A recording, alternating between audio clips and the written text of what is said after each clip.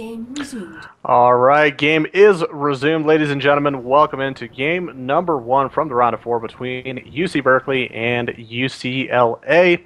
Starting down here at the bottom left side in the pink trunks, one of the most prominent players from the CSL last season. It is the Pink Terran 21J. Everybody knows him. Everybody loves him. He's going to probably have to put on a good performance against his opponent. Located at the bottom right in the blue trunks, it is going to be Knight for UCLA. With me, of course, is Mr. Shiro. How are you doing? Are you excited? Are you ready for a TVZ, man? Are you ready for a HOTS TVZ? Really, HOTS TVZ. I mean, a lot of people have been complaining about HOTS TVZ, especially with the number of drops and the Widow Mines being quite effective against Zerg units. But this is actually one of the maps that allows for the best balance, just because you can have such a nice Overlord spread. Picking up on the fact that those drops are coming very early is very easy to do. So how we're going to see Knight play it out, it's going to be really interesting. I want to see if he's going to try and go for some Spore Crawlers, what kind of ways he's going to try and deal with those Terran pesky, afterburner drops. I know Terran's so damn pesky. Well, the thing interesting about this map, we're on, it's Newkirk, right? Yes, it is. It is Newkirk. Yes. Well, when you look at the main, I mean, it's a big main. There's a lot of area, which for a Terran player, which is nice for SimCity, Protoss as well, it gets a lot of building structure, but when it comes to a Zerg, that's actually, wouldn't you consider more of a vulnerability, because now with more airspace, they have to get more coverage, they have to have more awareness with inside their base to watch out for stuff like that, with the drops, with the Widow Mines, with everything else that's going to have to go on. And I mean, look at the natural ramp as well, man, as we look as Knight takes his expansion. Look at the natural ramp. How big is that, man? That is tough to hold off. You can't really choke that off as much as you might want to. Yeah. The fortunate thing is, just given 21J's previous games during last season, I think he's probably going to go for Expand. He might go for that quick Reaper just to apply a little bit of pressure, see what he can get away with, but I feel like it's just such a strong choice taking maybe even a 3-base hatch eventually. Not necessarily as super quick, but you just have this feeling that Terran are going to expand quite early nowadays after that Reaper harass.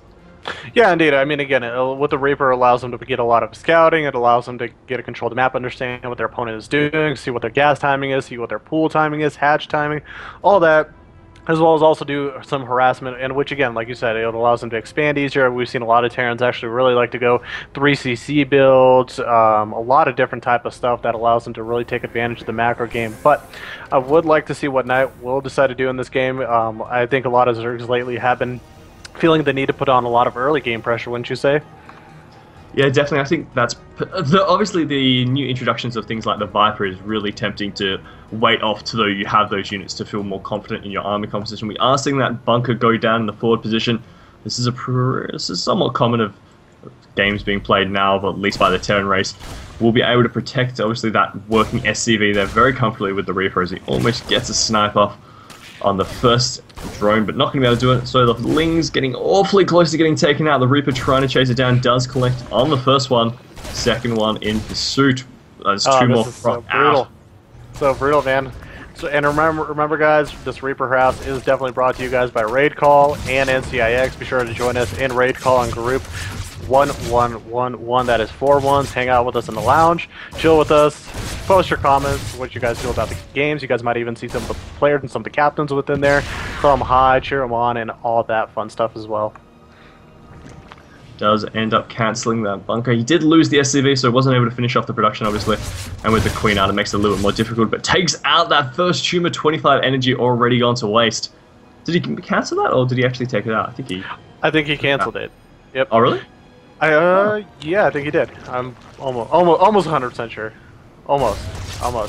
So we'll have to see. Meanwhile, on the backside over here, 21J finishing up his expand at the natural. He's going to swap over, of course, the factory. Now, will he go for mines or will he go for Hellions? That's kind of one of the most interesting things now with Heart of the Swarm. It's like, what do you actually decide to do? You actually have this option where you could sit around more defensively, but it looks like 21J is going to go for the Hellions. That's going to allow him to get a little bit of map presence, some harassment as well, kind of have that decent threat on the map. Now, this is so cool, man. I'm kind of wiggly. Like, HOTS just came out as such a fun game. Have you had a chance to play a lot of it yet? Yeah, I was playing a lot of it in the beta stages. I haven't actually played any this week, so I should probably get back on that. But yeah, with these Hellions popping out, I'm a little bit surprised, though, he didn't wait until he had, obviously, a medevac to try and drop them inside the main. Dropping those, basically, Hellbat mode Hellions inside the main has been just super effective of late, and he's going to be able to clean up a lot of these Lings, it looks like. But they do manage to get a Naris around. Not going to be able to be enough, though. as they back out. The Hellion currently on 10 HP. That's about 2 hits from a Zergling.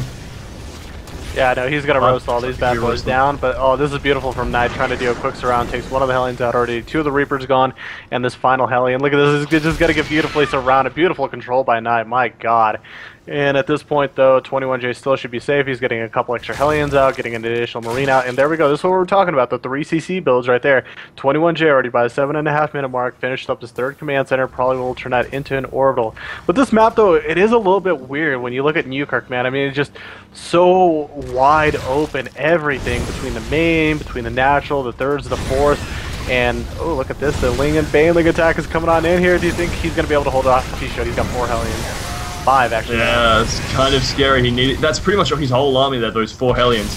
Was able to obviously pick up on that attack really early and remove them before they became too much of a threat. But one Baneling does go off, not going to be enough to clean up on all those SCVs, as he makes a nice train to take out the rest of those advancing Lings. I think the SCVs need to do a little bit of a repair before he basically deals with this any further.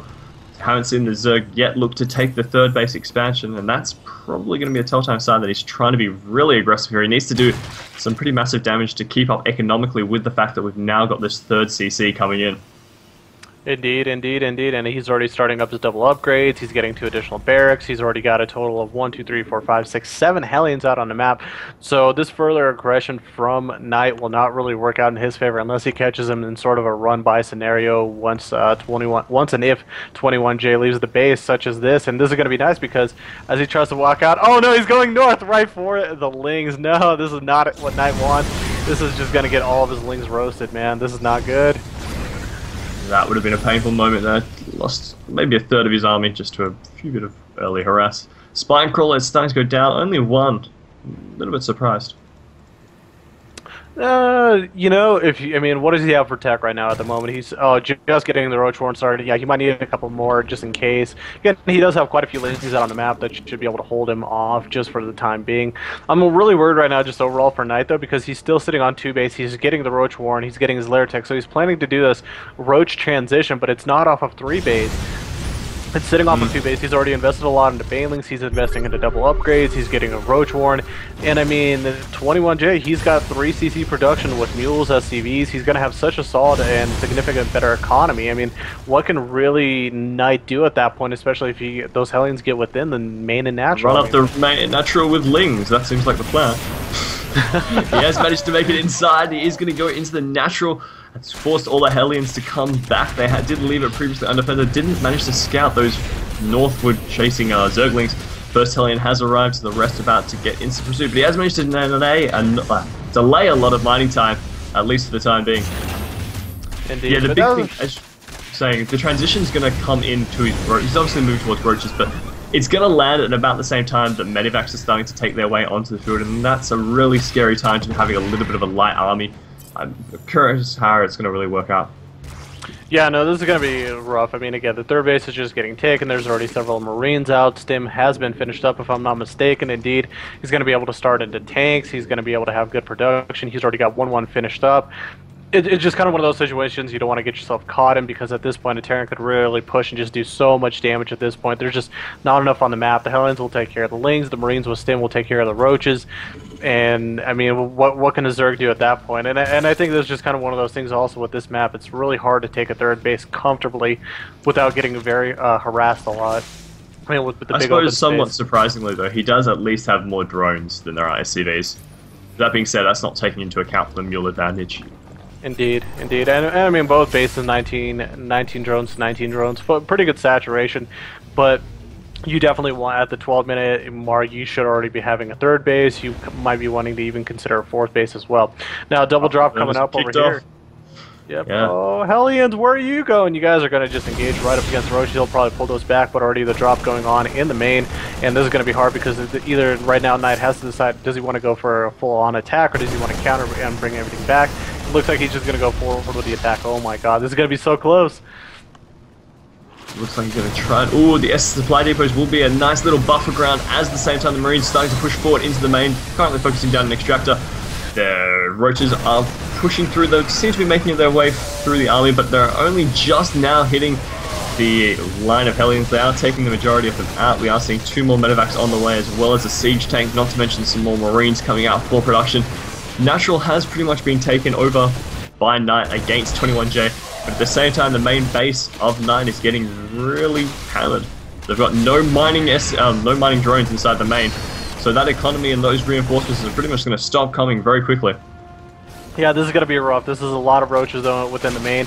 Now he does have a siege tank out. He's got a few Marines now. 21J has to control this carefully. He shouldn't engage without the tank fire damage. He needs to bring all of his army back, and there we go. Finally does, in fact.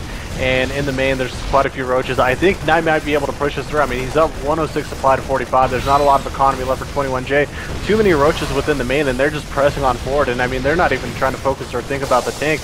They're just worrying about the SCVs, breaking down the Marines, and now finally getting over to the tank. This is just actually such beautiful play by Knight right now at the moment. I really thought that he was going to be so far behind this game, and there we go. Finally seeing the GG out of 21J. And wow, last year's champions losing their first game in the round of 8, man. Incredible. Yeah, no, I mean, it's kind of impressive. That was a really late rope push, but it just had such high numbers that there's not much you can do with it.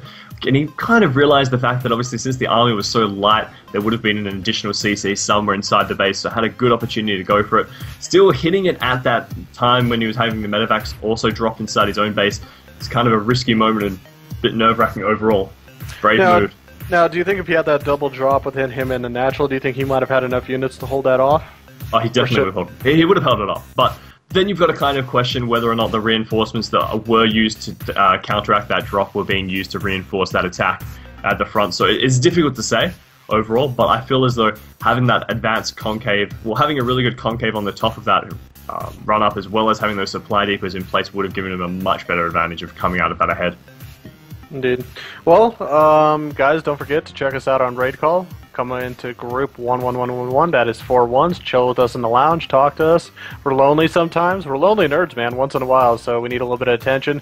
So come on, chill with us. As well, be sure to check out NCIX. And as well, also, don't forget about the scholarships, guys. We're students, too, so those are sponsored by Azubu, so be sure to check out our scholarships still going, so go over to cstarleague.com, and you guys can see all the different ones. I mean, there's for community, for MVP, for all sorts of different stuff. There's actually 4 total, and yeah, be sure to do that. So we're going to be heading into game number 2 in Berkeley. Have no fear, because Suppy is here. Are you ready? We're going to take a quick commercial break, man. It's going to be good. It should be good.